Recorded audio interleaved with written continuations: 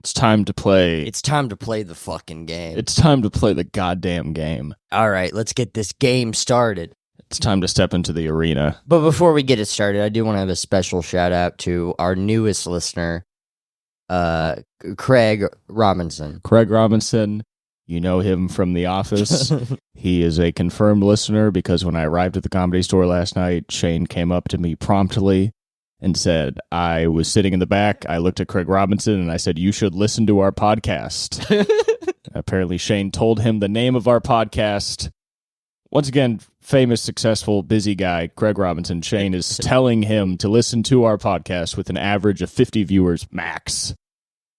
Apparently, he repeated the name a few times, like he was trying to... He said, Dagnabbit boys. Dagnabbit boys. Like he was trying to remember it. So, Yeah, shout out to Craig. Thank you so much for tuning in. Can you imagine if he actually did listen? This is the first one he listens to, and it starts off promptly with a welcoming to him in particular. He'd be like, this is the best podcast I've ever listened to. Wow. That would be funny if he's like really flattered and amazed. Like, what a great personal podcast. I mean, they really know their fans. What if we interview him through the like a one-sided interview? Like, what's it like being on The Office? So we ask him questions right now, and then when we see him at the Comedy Store, he can answer them. Maybe 3 months later, yeah, he comes up and he's like, it was nice. I enjoyed it. Steve Carell's very funny, and we're like, wow, thank you. And then we come back on the podcast and we say what Craig said. Yeah. I like this new plan you're doing of... going up to everyone at the Comedy Store and advertising the podcast. Well, it's funny to see how people react because everybody immediately clocked it as a joke, except one guy who we didn't know, who was just a friend of a comedian. So obviously a guy, I don't know, that's never a good person. You know what I mean? A friend of a comedian at the Comedy Store. They're always a fucking asshole that are kind of, for some reason, trying to act like they're comfortable there. And they're like, what are you fucking with me for? And you went up to him and you said, have you listened to our podcast? He said, no. Very angrily. Like our podcast was evil. Yeah, and then shrugged past you to dap up a comedian. Yeah. Which the comedian did tell him to listen to the podcast. Is that true? He did yell, you should listen to his podcast. That's not true. He did. He did. He did say that. Because you told that comedian also about our podcast? I did. Good. I mean, good. Listen, I don't know. We did the math last night. Apparently 0.0013% of Los Angeles listens to our podcast. Yeah.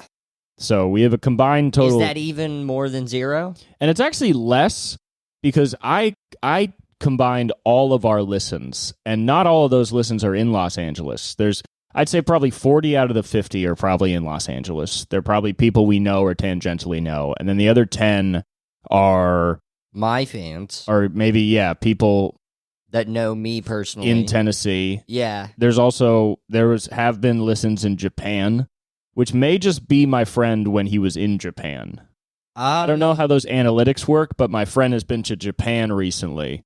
And he'll listen. Oh, you think on the flight to Japan he was listening, he was bumping Well, the not on the flight. I think once he touched down, in legal Japan territory, he listened. And you think he was going around, he went to one of them, the places where the bitches soap you up, and he was just listening to Dagnabbit boys. They were jerking him off. He was going, aha! Ha ha!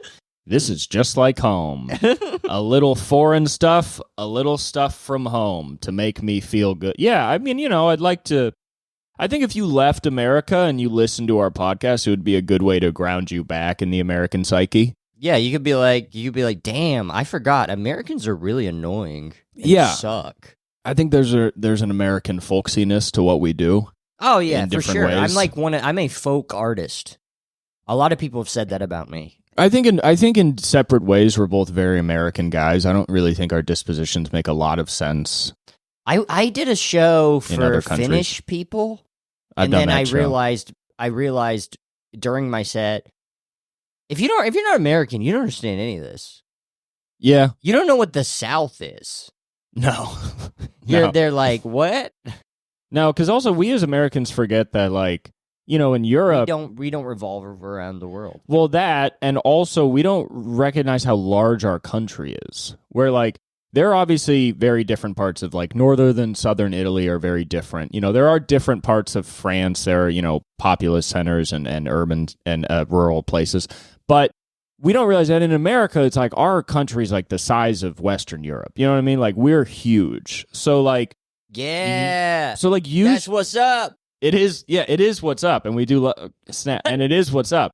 But yeah, like in most places, California and the South and New York are different countries. Yeah. Like that's just mostly how the world is split up. They're different countries. They're not all in the same country. So, calling ourselves like we are a United States, and then the European Union is like a closer equivalent to the United States than any specific country in the European Union. You know what I mean?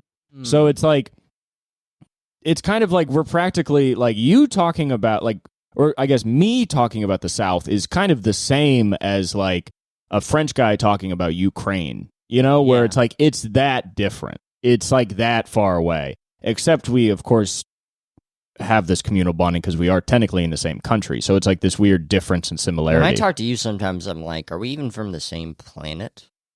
Yeah. Our experiences are so different. I'm like, are you from Mars and am I from Venus? Yeah. Because you're a man and I'm a woman. Yeah. And because you have so much trauma from growing up in the South and the pain of the South that you can't even accept that. No. You can't even accept that you're from the South. No. You think you're from Venus. Yes. The scars of the Civil War still remain in your blood. We should have won that shit. Yeah. A lot of Southerners did move to Venus after we lost the Civil War. They moved to Venus and they died. They were the first people in space and they died. There were a lot of Confederates that took wooden spaceships to Venus, and they never really got on the planet. They sort of just crushed under the gravity and mostly on liftoff. But they said, if I ain't free here, then I'm going to be free on Venus. And they don't know the surface of Venus is. They also know there's no slaves on Venus. Yeah, Venus They went to Venus to have slaves. They were like, we're going to enslave all the people on Venus. And there's nobody on Venus. Yeah. It's like thousands of degrees hot on Venus. I think it's like really hot on Venus. It's a lot closer to the sun. They were like, we're going to have a sweet tea on the porch in Venus because that'll cool us off. You can't have ice on Venus. You can't get ice. They don't understand that. Yeah. But honestly, if you think slavery's cool, you probably think you can have ice on Venus. That's how dumb you are. That's how fucking stupid you are. If you think it's okay to take another person's freedom for your own economic gain, you probably think you could exist on Venus. You probably think you could form habitable structures on Venus. Yeah. Yo dumbass gonna be like, I can build a farm on Venus. I'm gonna grow corn on Venus. Ain't no corn on Venus. Just hot, acidic pools and dust and wind. Motherfucker being like, I'm going to raise horses on Venus. I'm going to jerk off horses to inseminate other horses on Venus. Yeah, I'm going to be a horse breeder on Venus because I ain't got no rights in Georgie now. You had way more rights, and you should have stayed in Georgie or Florida way. Yeah. Now you're on Venus. Now you're going Venie way. I'm going out to Venie way to make my stay. That is funny, like... Just some guy trying to do manifest destiny, but with the moon, where he's just like, God wants us to have it, and just dying. God wants us to have the sun.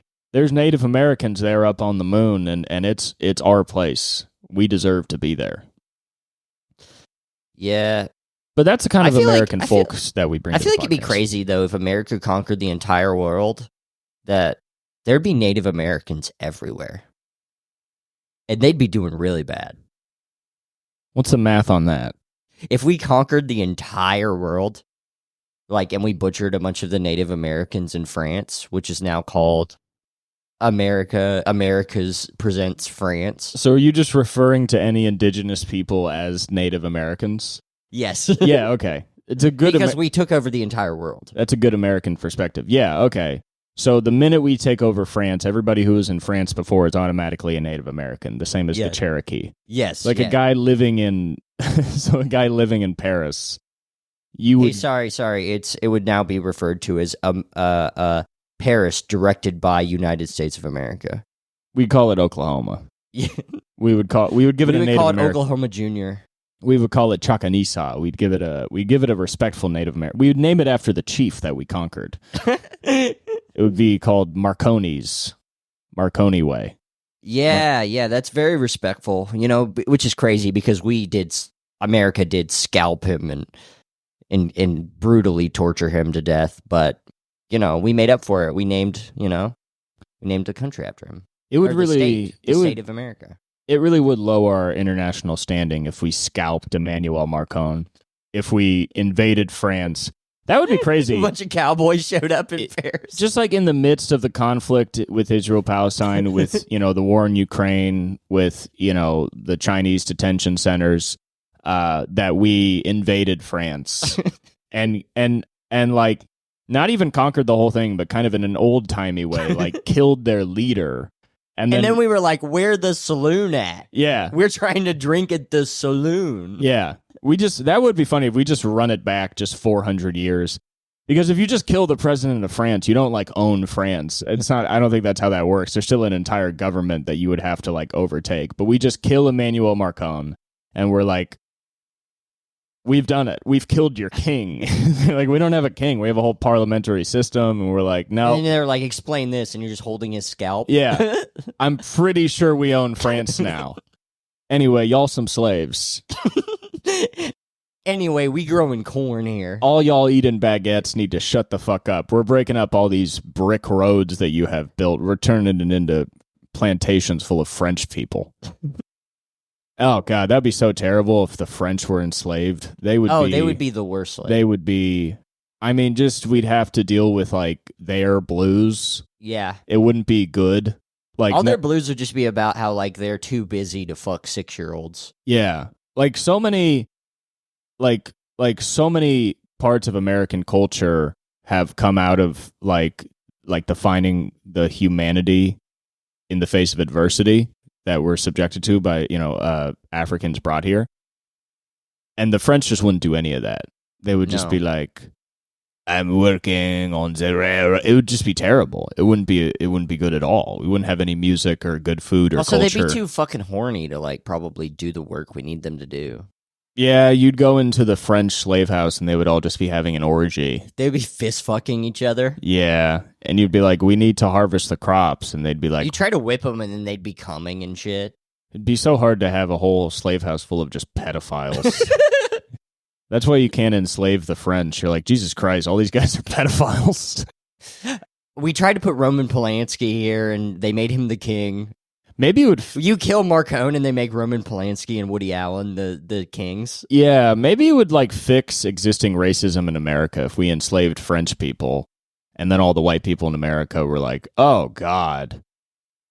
Black people are amazing. We did such horrible things to them, and they've still found a way to forgive and live in a society with us, and they also, struggled through that adversity and created their own culture that has given them life and a breath of humanity. The French are just fucking children in Oh my God. Oh my God. We chain them up and they're like, this is a metaphor for, they just start being existential about it. Yeah. They'd be like, I'm actually more free. I'm the freest I've ever. No, you are. Yeah. You are not more free. You are the opposite. They won't stop making philosophies about it where they're like, well, Jean-Paul Sartre said that when he was in a POW camp, he was the freest he've ever felt because he didn't have to make decisions about his... That was 70 years ago. You guys are slaves now. We conquered France. You are slaves. You work on a plantation that we've turned France into. You're not more free. And they're like, I don't know. I kind of feel like Camus. You don't feel like Camus. No, you absolutely do not. You do not feel like Camus right now. You have not found true freedom, which is inside of the mind. That's not real. You love Woody Allen. Stop you talking. You are not a philosopher. Stop. You love Roman Polanski. You just fuck kids. Stop talking about the look of the other and fucking harvest this corn. God damn it. Why did we enslave the French? Oh, great. They put all the corn up their ass. They put all the corn up a kid's ass. How are we going to eat this corn? They harvested all the corn. They put it up a kid's ass. None of the food they're making is good either. It's not good food. They just keep eating snails off the ground. This is horrific. They're eating dirt. They're saying it's delicious. All these French spirituals are horrible to listen to. They're just like, because all the songs that were like written by slaves to like describe their suffering, will kind of involve like Jesus and then maybe sort of some like end to the suffering. But then all the French songs are just like, I'm in the field fucking a kid, and I love it. I love being chained up. Please whip me more. And we're just like, oh my God.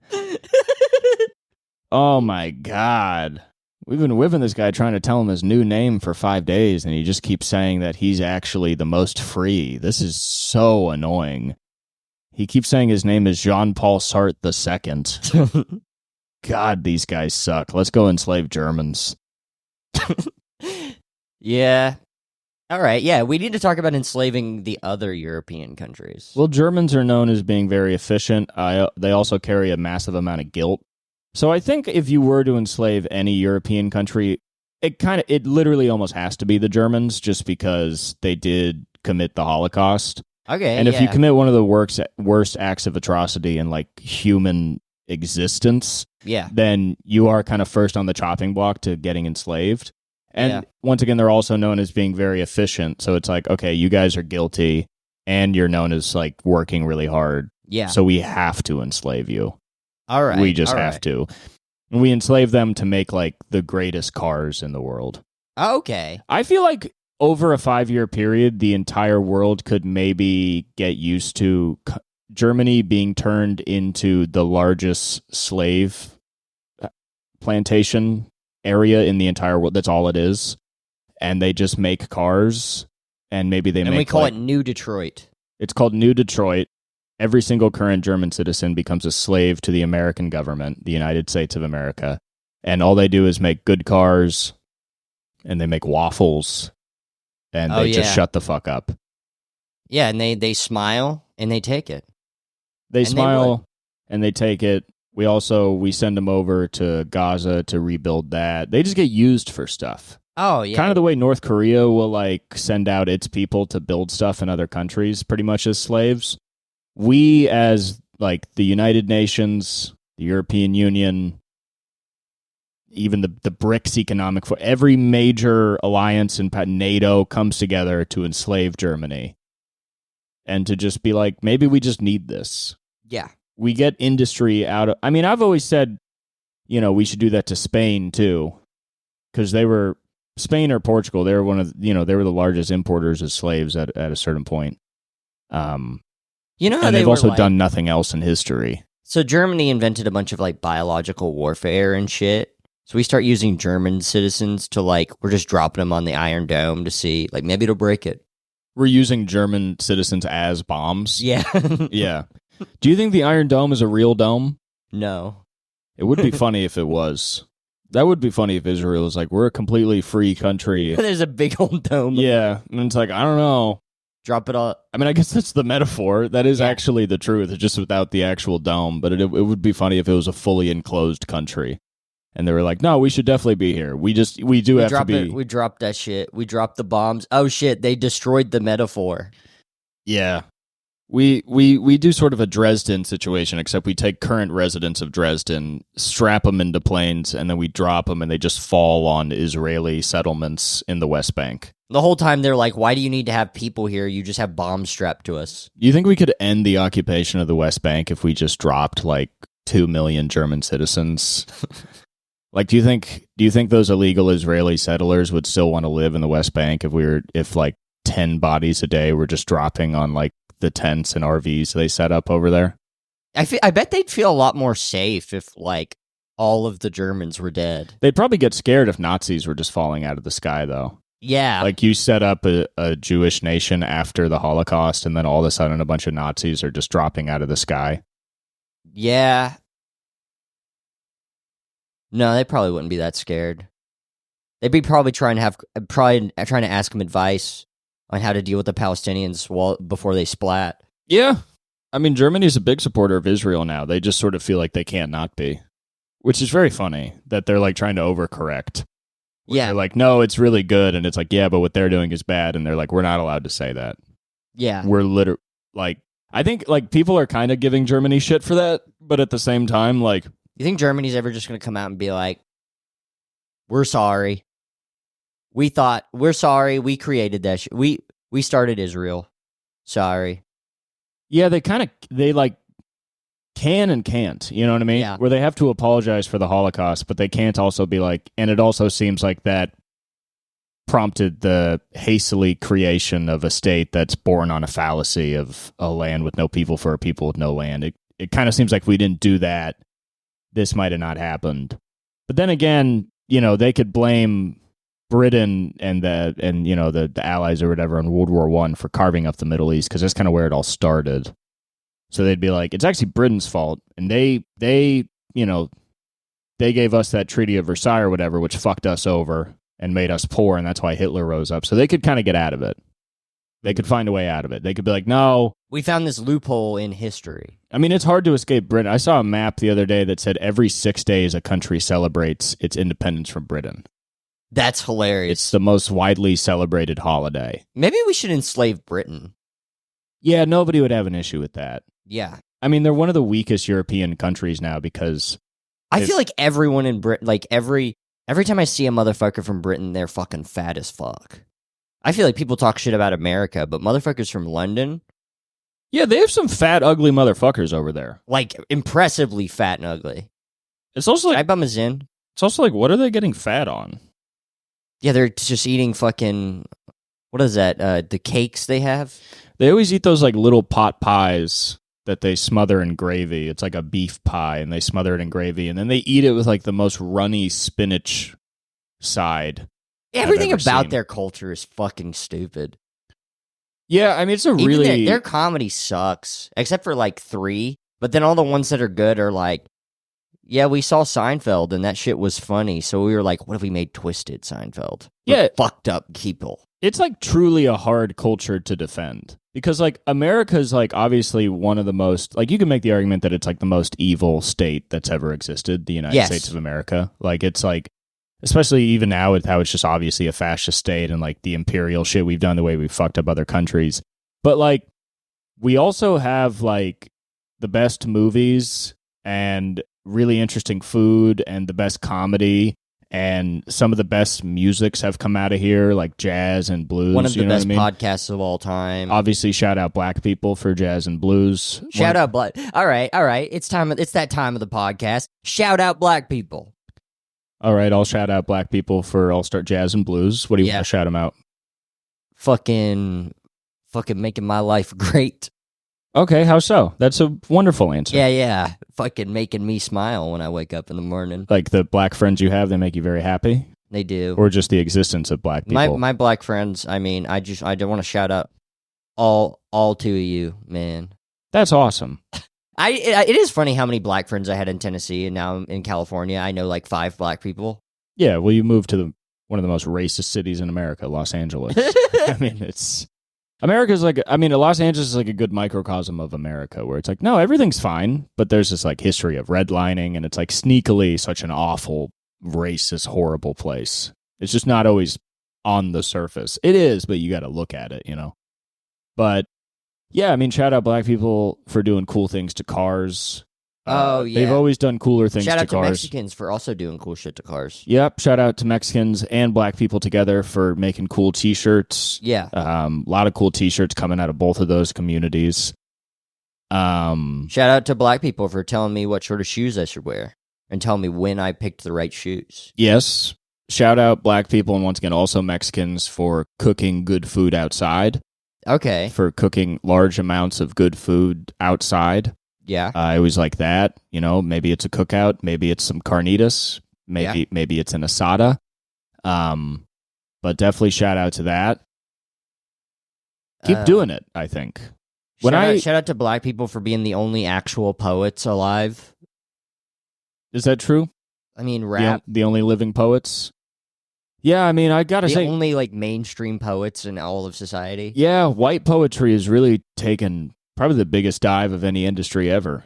Yeah. It's not a good time to be a white person expressing themselves in metaphors.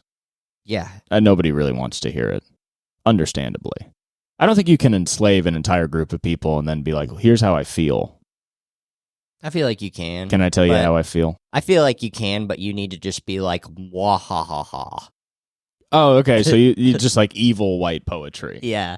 Okay. Poetry, pro-slavery poetry. Yeah, but it's all just like, I separated your family. Mwahaha.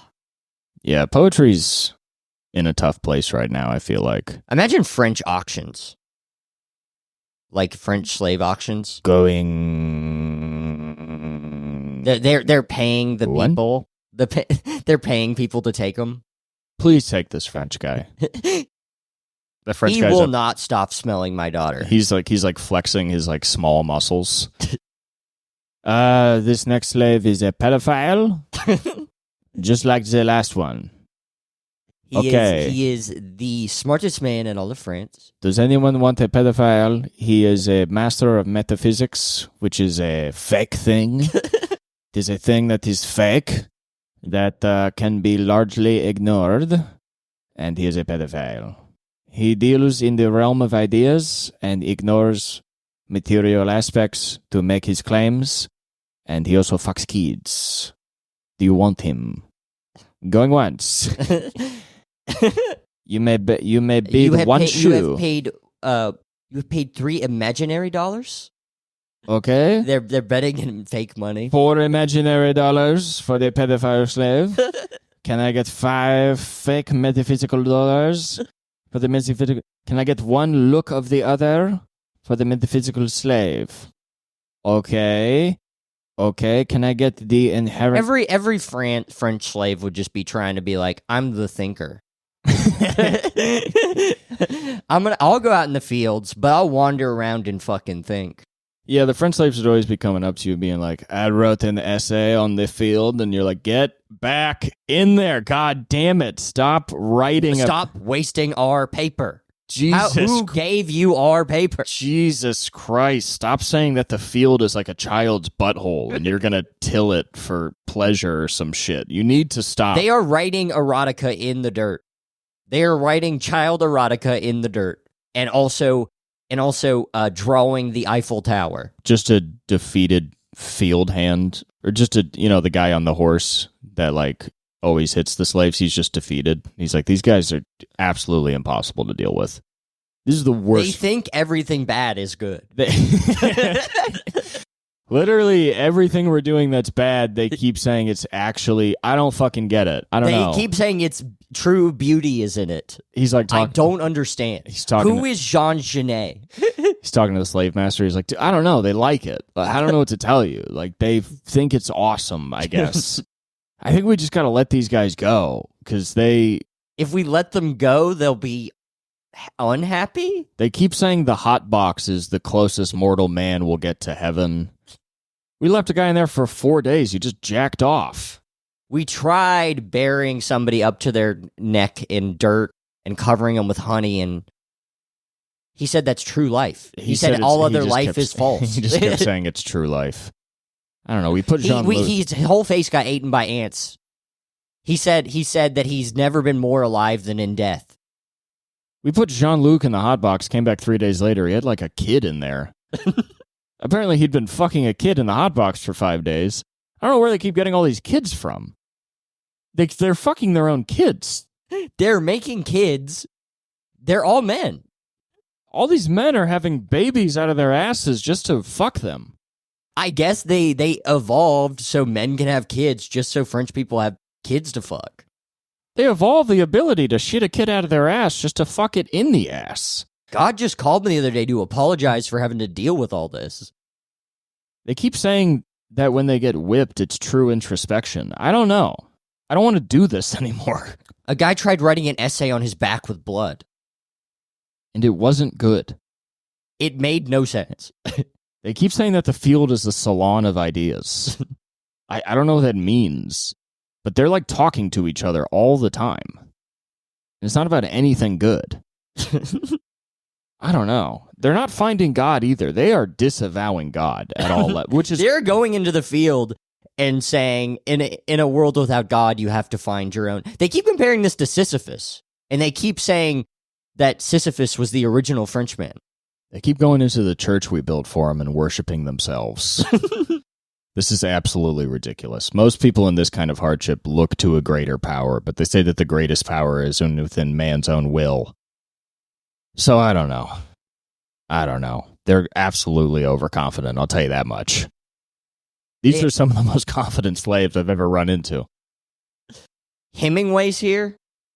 Why is Hemingway here? All these Americans are here just to become slaves. God damn it, why is Hemingway here? He is finding so much virtue in their lives. I don't know what to say. This is... Okay. Is that Henry David Thoreau? God damn it. Can somebody explain to me... Henry Miller's here. Fuck. Can somebody explain to me why we got him a pastor and then he was promptly replaced by Ralph Waldo Emerson and how he's giving speeches to the slaves on self-reliance? I mean, this is getting ridiculous. Why are they all in suits? Oh, great. Benjamin Franklin's here. Oh, awesome. Awesome. He's trying to invent electricity again, but better. Great. He's inventing better electricity and teaching them about democracy, and they're teaching him about democracy. This is awesome. Oh, no, this is awesome. All we wanted was easier crops. All we have is new systems of thought. This sucks. They keep painting pictures of Marie Antoinette with their shit on the walls, then kissing the pictures. I don't know what to do. They're all in beautifully tailored suits, by the way. We took all their clothes. Who got them suits? Did they make the suit? They look great. They all smell good, too. What the fuck? Why are these slaves eating steak frites? Who gave these slaves steak frites? How did we get sidewalk dining in the fields? This doesn't make sense. We put them in fields. They've established patio. Sir, they have built an Eiffel Tower. Master, you ain't gonna want to hear this. The slaves, the French ones? Yeah, the French ones. They built an Arc de Triomphe in the field. God damn it. And it's glorious. It is a testament to man's innovation and will and cooperation, while also espousing uniqueness of every man.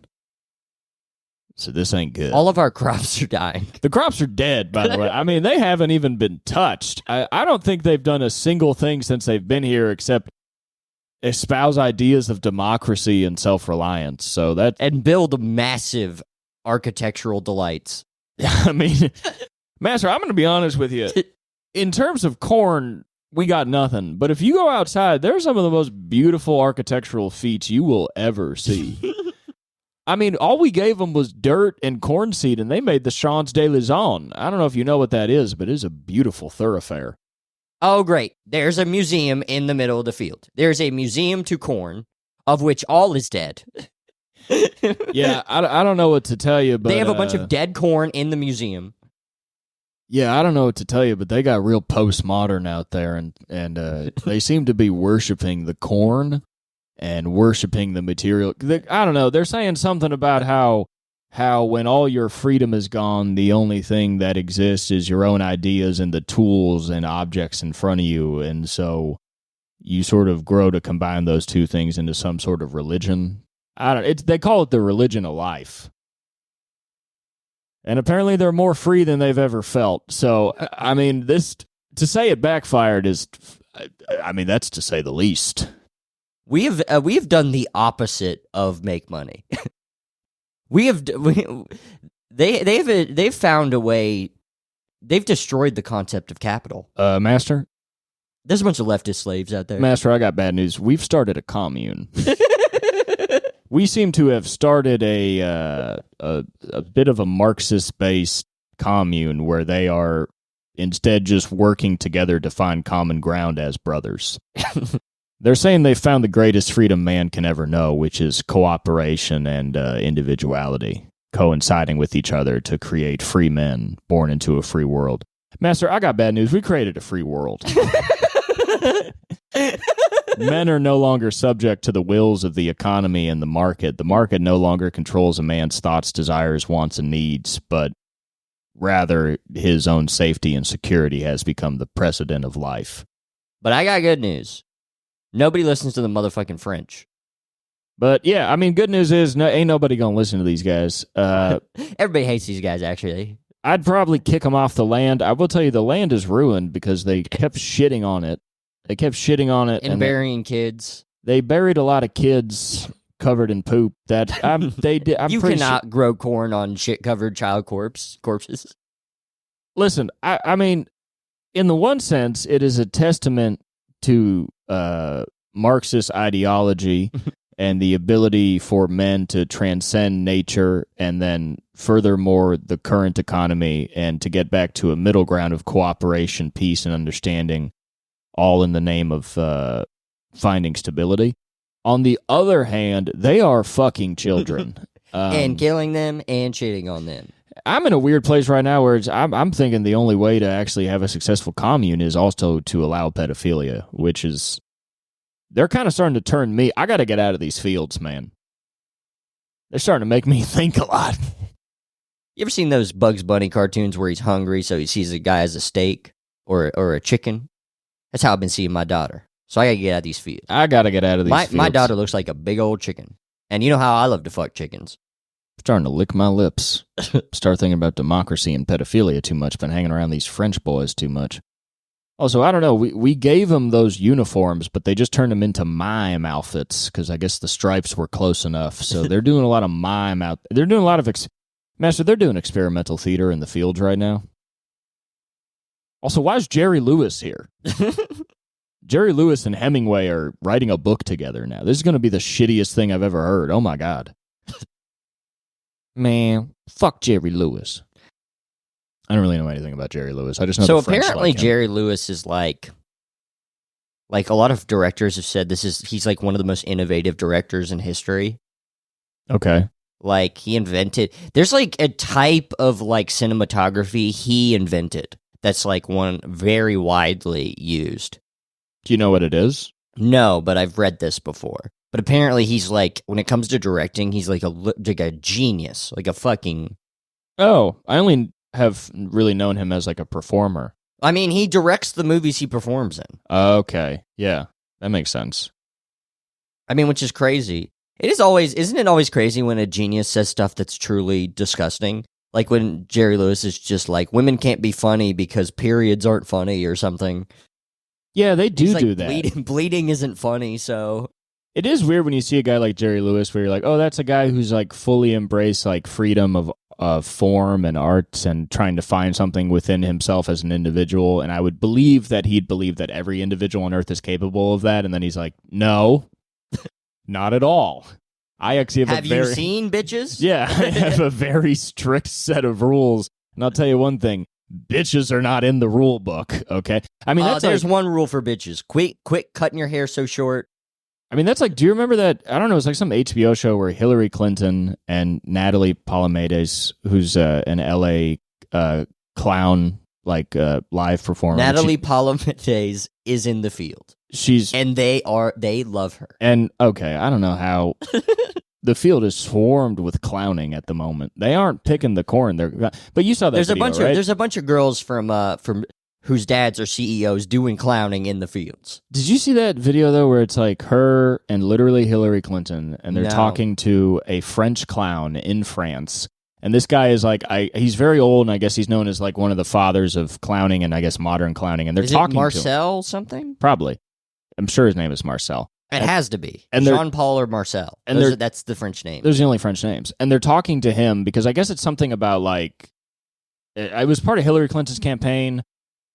And it's something about people they're whipping and a women. French guy. They're like, your name is Toby Maguire. And he's like, Marcel. My name is Judas. But they're talking to this French clown. And he's like, women cannot clown. It's like...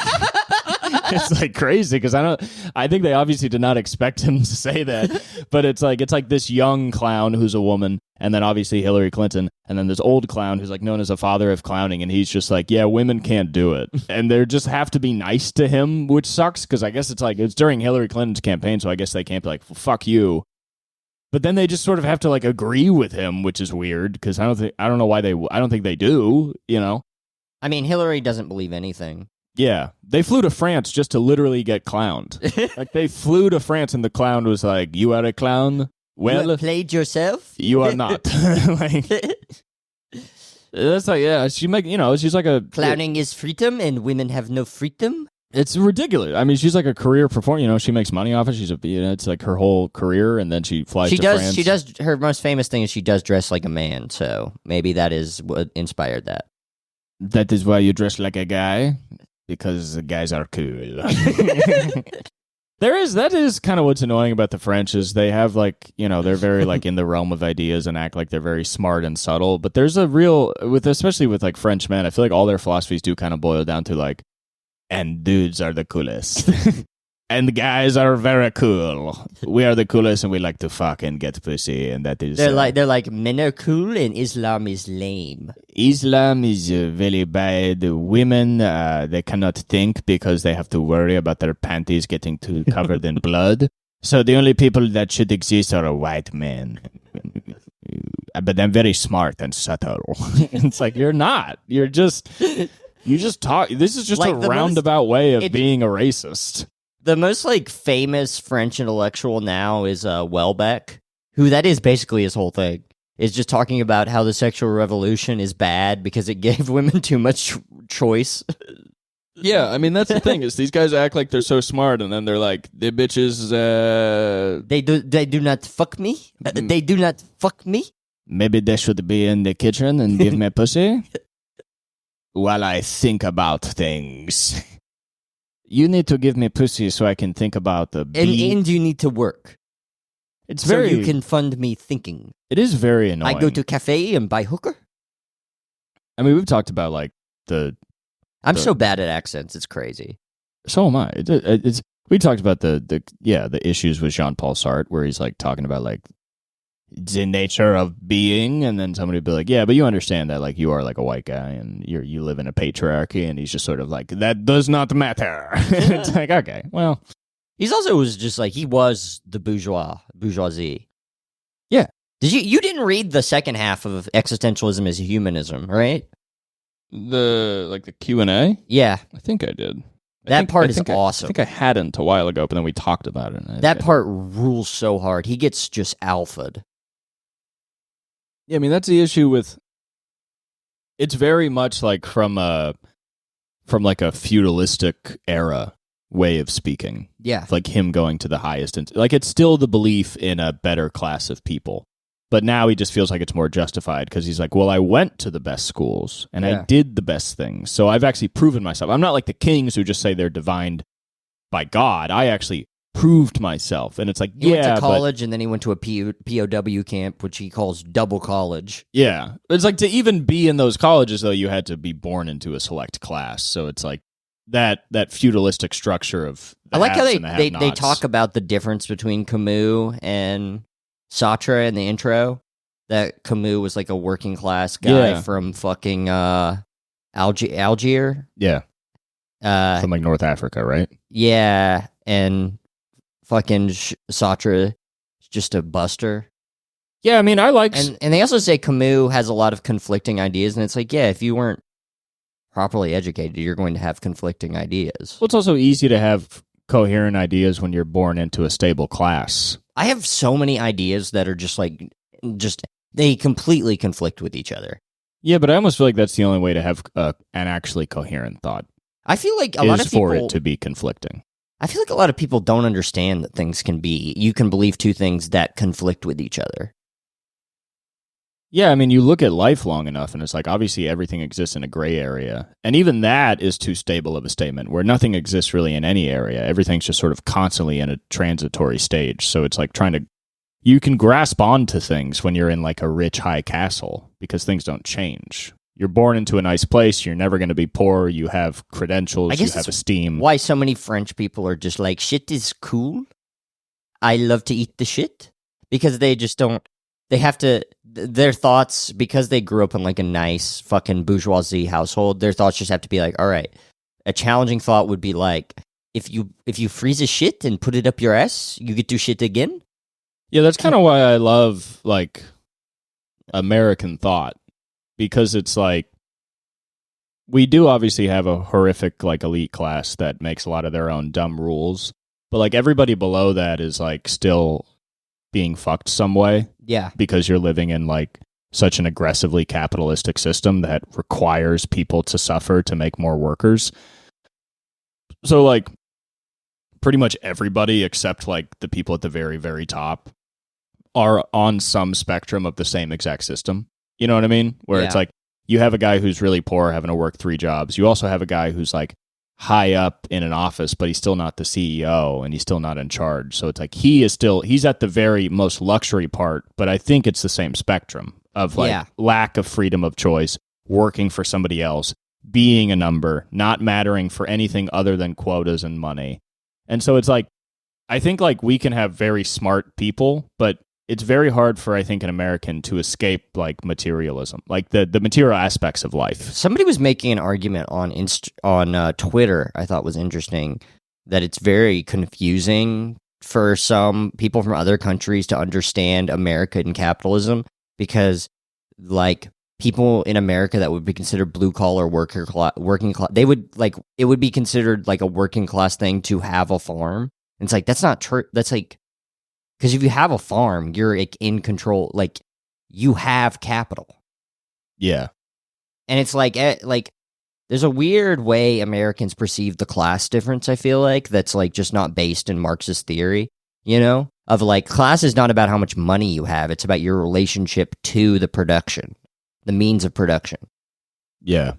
And now even the That's farmers, why I don't think there is a lower middle class in America. I think that's why America's falling too, because there's kind of no such thing as an independent farmer who can grow or, you know, tend to animals and then sell his products now. Now it's like he gets all his seeds from Monsanto. Yeah. He can only grow those plants and those seeds and those, you know, fertilizers that he uses destroy his land, but he has to continue producing this much. And if he doesn't, he'll get cut off.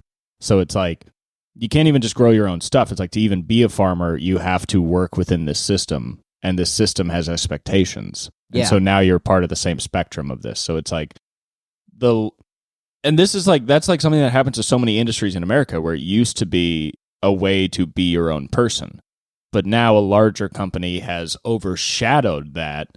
And it's just this continual thing where it's like these walls are getting built kind of above everybody, until there's like 4 fucking companies and 4 fucking owners that actually are capitalists. Yeah. And everybody below them. Let's list them.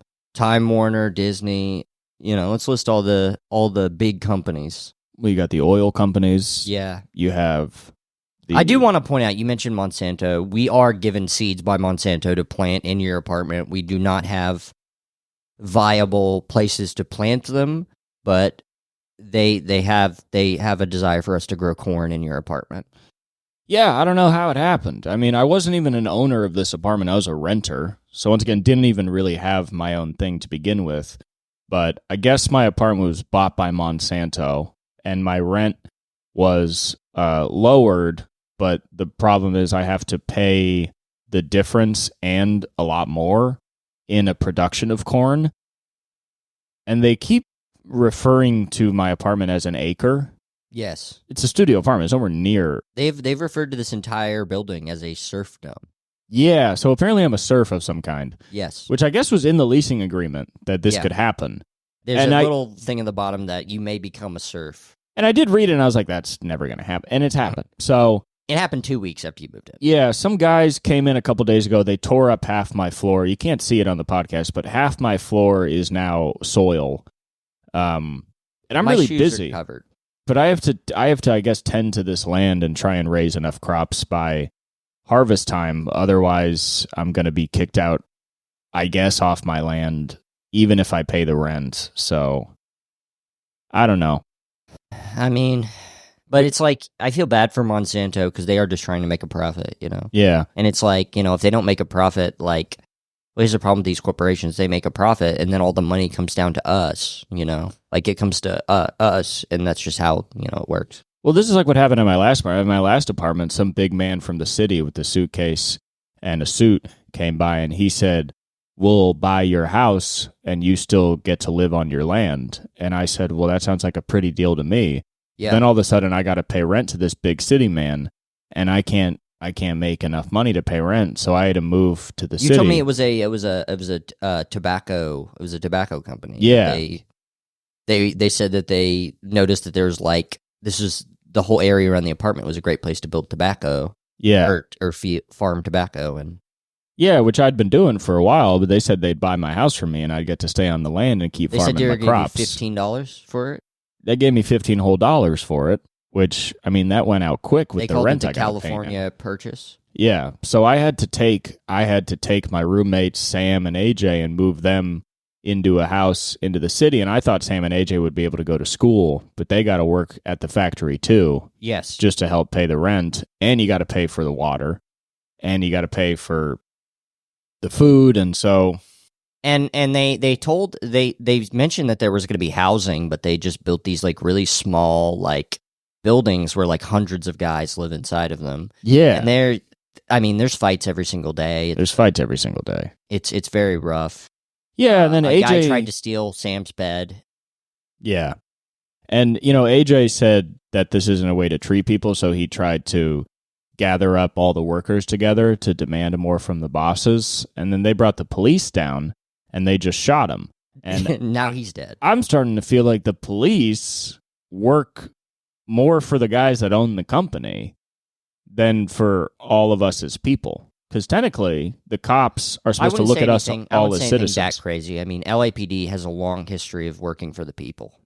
Yeah. What are some examples? Well, just all the corruption scandals that didn't happen. Right. Like, I think, there's just, if you look up LAPD corruption scandal, you're going to find, Google's going to come up with no results. Literally no results. I've been kind of disappointed in listening to some comedians talk about the CEO getting killed, and nobody, like, there's some people that are like, it's not awesome. Yeah. It's not awesome. Yeah. I listened to a podcast where eventually they came around and were like, well, I guess when you fuck so many people out of health insurance. But they just started to be like, why would that guy do that? And I was like, what are you fucking talking about? I love that they're How like, is that even a we're line cutting edge. We're cutting edge. But then they're like, why would you kill a murderer? It's so fucking stupid. But then they also probably believe in the death penalty or something. It's stupid. So crazy where they're like, well, he killed a guy. You can't do that. And you're like, do you not understand what acts of resistance are? I mean, that's like what's so annoying about when people see like something like October 7th and they're like, yeah, but like that's bad. And you're like, it's supposed to be bad. Yeah. That's why we're talking about it. And why, like, the entire international community is starting to rethink their relations with this state that has been enacting violence upon a group of people. This group of people had to make an act of resistance to get your fucking attention. Yeah. They think it's bad, too. I hate when... It's not like Hamas was like, this is going to be good. I hate when people are like, yeah, it's... I get why they killed the CEO, but his wife and kids, and it's like, no, they've benefited off of him killing all those people for so long. They're part of the same class of people.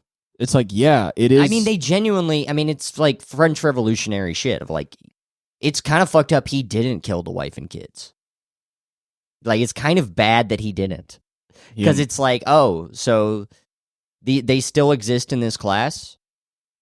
Yeah, I mean, it's just like, I hate this idea. You have to kill the wife and... I'm sorry, you do. I hate this idea of like, well, we have to get back to basics. We can't kill each other. We can't... Because they view it as this thing of, well, we are now descending back into caveman violence. And it's like, no, we've ascended is a weird word, but we've, gone to this point of silent murder in the name of profits. And he is revolting against that. And you are accepting that silent murder as a status quo in an acceptable way and an okay and humane way to treat people. And then when one guy kills one guy who enacts that silent violence, you act like he's the only violent one in the situation. And it's like... It's crazy to talk to people and then realize it's like, well, all this murder to you is an abstract. So because if violent revolution happened, I mean, a lot of people would be... It becomes more of an our problem because we might get killed. Sure. But it's like, yeah, but plenty of people we don't know are already dying. Yeah, every single day. Yeah, because of these people. If you go through the reasons Americans die, a lot of it is so somebody can make money. If you think about all the health issues in America, what they're putting in food, it's to cut costs, to make foods more addictive, cheaper, shitty foods. Also this thing where like now most small towns don't have a grocery store. They have a Dollar General and they have gas stations. So people can only get prepackaged foods that don't expire and they're full of preservatives. So you have these like nutritional deserts where people are growing up with. So it's a country, because of capitalism, that is providing its own citizens with like zero nutritional value in their food. You know, it is funny. I was talking to somebody about this the other day. So when I was in my formative years, we just did not have enough money to properly feed us. So I'm like 5 inches shorter than my brother. Yeah. Like, I just did not have nutrients. Yeah. And my dad's the same way. My dad's only like an inch taller than me. My dad's like an inch or 2 inches taller than me because we grew up in similar situations. But when my brother was like the age that you need to be to actually grow, like he was able to eat. Yeah, people think you're like gay if you're like, I'm shorter almost specifically because of our economic system. Yes. And people are like, the minute you go into that people think is an abstract, you're like, it's not an abstract. It's actually a very structural connection of a logical framework. Yes. Of like, this is the cause, this is the effect. These are like pretty much just facts. It's like, that's why it's like people shit on short guys, and it's like, well, you're shitting on them because you're a white supremacist. Because Mexicans and black people are shorter than white people because they had less nutrition. I genuinely believe that part of the whole thing with the height and dating thing is just so people can filter out people of different races. I mean, there's a pretty fair argument to be made there if you look around. Because it's funny because people will post the thing about like women that have this thing, like that pay for the like thing where you can filter out people based on height. I really want to know the stats on how many times they've swiped. Like, I honestly don't know, on like a person of a different race. Yeah, because I feel like that's that's a bigger point than even the fucking height thing. You're doing some eugenics with your pussy. Yeah. But yeah, which is funny. It is funny to make this argument, but then everybody's gonna be like, "You're insecure." You know, it's like you can't complain about anything. Well, everybody always just attacks what they can see, and they see a short guy talking about people being mad at short people, and they say, well, that's all it is. But it's like, yeah, it's very annoying with the thing. It's also like, that's why the reason short guys are mad for the most part is they came up in worse economic conditions. If you come up in a worse economic condition, you're just mad all the time. I wonder what the stats are on that. Is that true? Are most short guys from poor families? I would guess. Somebody was telling me that I think it was Mikey was telling me that he learned in some sort of college class that they were purposefully, the way they were they were breeding royalty is to be taller, you know? Yeah. And so they were talking about seeing some video or something of like construction workers in London, and they were all just short as shit. Interesting. Yeah, I mean, all that stuff would still persist. It's just, it's very annoying when people are like, oh, well, he killed that guy and you can't murder. And you're like, I understand your thought pattern. It's a very understandable thought pattern. I don't even disagree with it, but I do disagree with it because it doesn't work if the system itself doesn't work. Absolutely. And the system itself doesn't work. So what you're implying is that everything's fine. Everybody has the same opportunity. Nobody is getting fucked in the name of profit. And if nobody was getting fucked in the name of profit and those healthcare companies were actually providing proper care to people, then yeah, it would be weird. That guy wouldn't get killed. There'd be no reason to kill him. That wouldn't even happen. Where it's just like, okay, if that healthcare company was not, because that guy that did it, Luigi, he had terrible back issues and like couldn't get it fixed because of the deny and defend and whatever, all the shit the insurance companies do to deny service. So it's like even that guy in particular, if he was able to get proper care for his back, he wouldn't have to live with that pain every day, which is then going to fuck up his emotional regulation. Yeah. Where it's like, he was great. That is a crazy thing to do. Yeah. It is a crazy, because right now, most people are not directly threatened. The closest you get to that is, like we're saying, people dying in hospitals. But like these companies are not going to people's houses and shooting them in the head. So most people don't feel directly threatened. So you do need to be a little bit crazy to pick up a gun, go out of your house, and go kill a CEO. What's going to make you crazy is having constant pain that then is going to like fucking cause a lot of stress. It's going to fuck up your hormones, the way you're thinking. Your thought patterns are going to change, all because your back hurts, and your back hurts because this company's doing this to you. Yeah. So it's like you killed yourself. You caused this man to feel this kind of pain, which like ramped up whatever psychological issues he already had. He's also like from a family that ran senior homes in like a powerful family in like New Jersey or something that ran a lot of these senior homes and dealt a lot with these insurance companies. So I think they were the richest family in Maryland. Yeah, so he has this prior knowledge of this.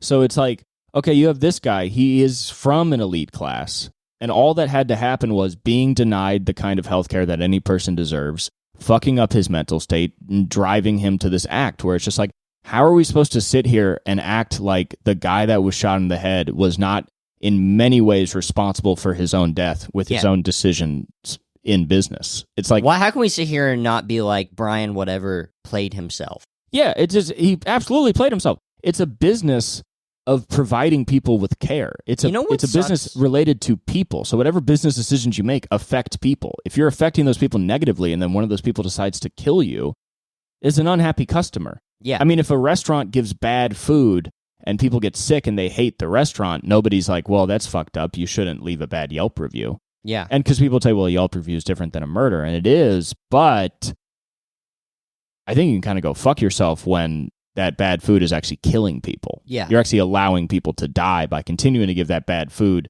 If there's a restaurant that can make more money by serving people food that killed them, and they continue to do so, and then somebody killed the restaurant owner, what's the math on that? Yeah. You know what I mean? It's just like, it seems pretty simple to me if you think about it for longer than 2 seconds, but most people don't want to. I want to say before we go, have you heard about that guy who was like some sort of CEO for like some sort of tech company, and then he like liquefied his bank, he like gave away all his money, and then lived homeless for like a year to prove anybody can make $1 million in a year? I think I heard about that. I remember I looked at like what his thing that he made was that got him the $1 million. It was like, we made a perfume for dogs or something stupid like that. And it's like, yeah, any homeless person can be not homeless anymore if you fucking make a dog food that makes dogs stronger or something. Well, also, what did he have an address and a license? Because that matters a lot. He probably did. It's like, what did you have? You know what I mean? And then also, yeah, it's like, okay, even if you did that and you made $1 million, it's like, doesn't that also prove that the system's fucking stupid? Where it's like, you made a perfume for dogs that didn't help anybody. Yeah, so it was like he made like an app. He made something very stupid. Yeah, so even when you rise out of this, you still didn't help anybody. Wouldn't the point of all this be to create a better society, and you didn't? So no, to them, the point is just to make money. Yeah. So it's like, you've just proven your point again, that it's just money is God, which most people don't agree with. It's like you became homeless to prove your own point, which is a stupid point. Yeah. Of just like making money's the best. best. Dude, wouldn't it have been awesome though if that guy got shanked and like killed for like a pack of cigarettes? Yeah, I have because homeless people get murdered for like shit like jackets and shit. Yeah, I have a lot of doubts about his homelessness. Yeah. I mean, that seems... He didn't live in a fucking camp on Skid Row. I think it's kind of ridiculous to... Because also, it's like, it's not just being on the street, it's the things that lead you to being on the street, where it's like having no support. Like, that guy still knew people. Yeah. Homeless people don't know anybody. They know homeless people. So it's like, what, did he go on the street, call his friend, and then ask for an investment? You know what I mean? It's like, what the fuck is this? Like... What if you had zero support system? What if you had no license, no address, no phone? Yeah. What about no phone? He was like, if you have a phone, and it's like, what? So you think homeless people should go and steal phones? They should go get phones? Yeah. And it's like, it's easier for them to get phones now. They also can't get a smartphone. Like, they're going to get they're not going to get what you probably had. Yeah, I don't get it. You were paying bills to AT&T? Yeah. What are you talking about? Like, did you do it with an Obama phone?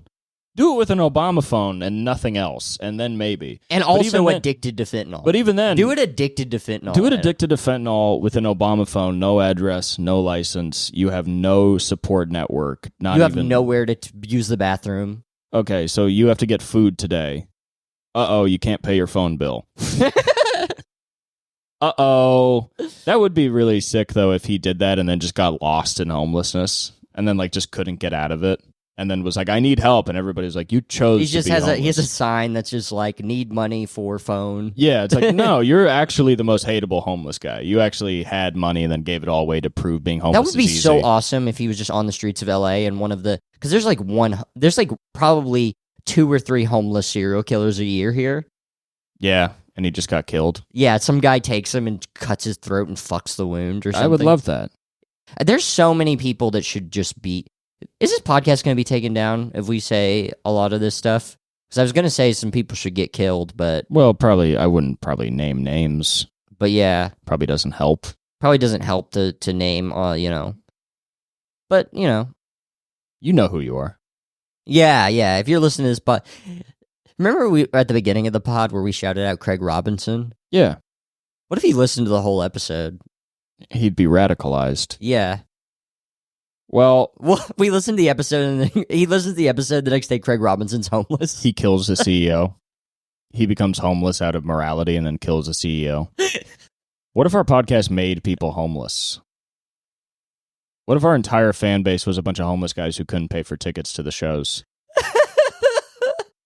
So we have to. That's why we bomb every time at the Comedy Store, because it's because all of our fans are homeless. Yeah, so we're inside an empty main room while 5,000 homeless guys surround Sunset Boulevard. And we have to perform like G.G. Allen, where we go out into the streets, and we don't really have shows. We just sort of run around and cut our bodies.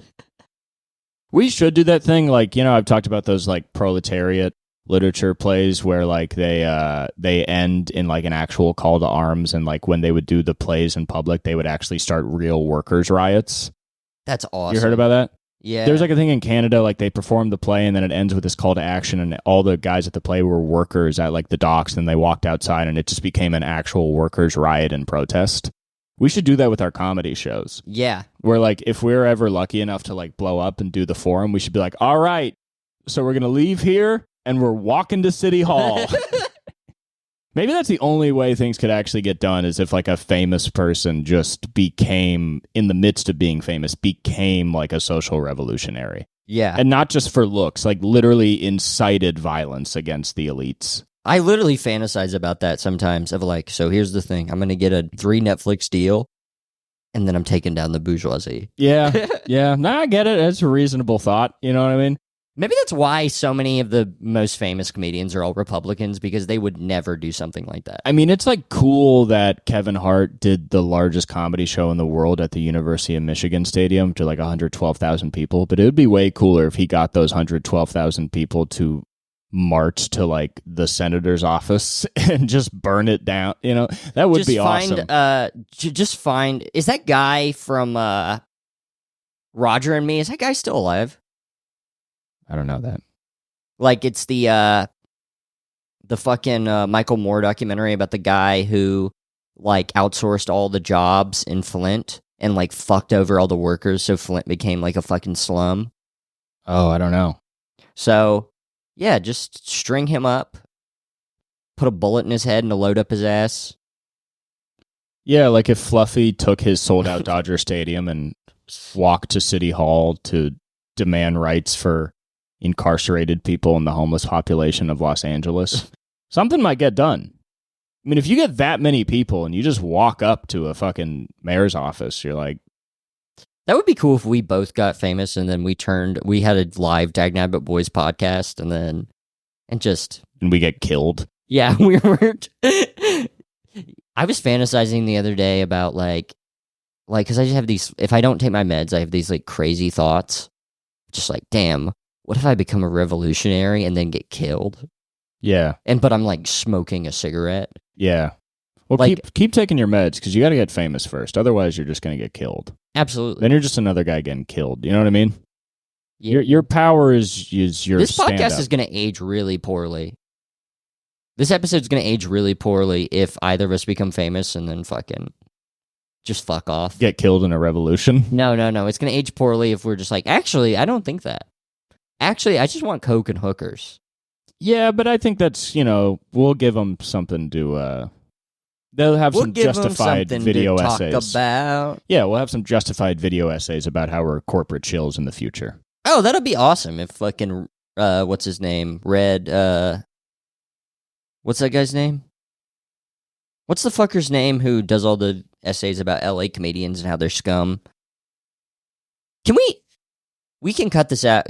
We could cut the podcast here if this is not supposed to be public information. But they're gonna paint over Chris D'Elia's name at the Comedy Store. Oh, isn't that awesome? That is awesome.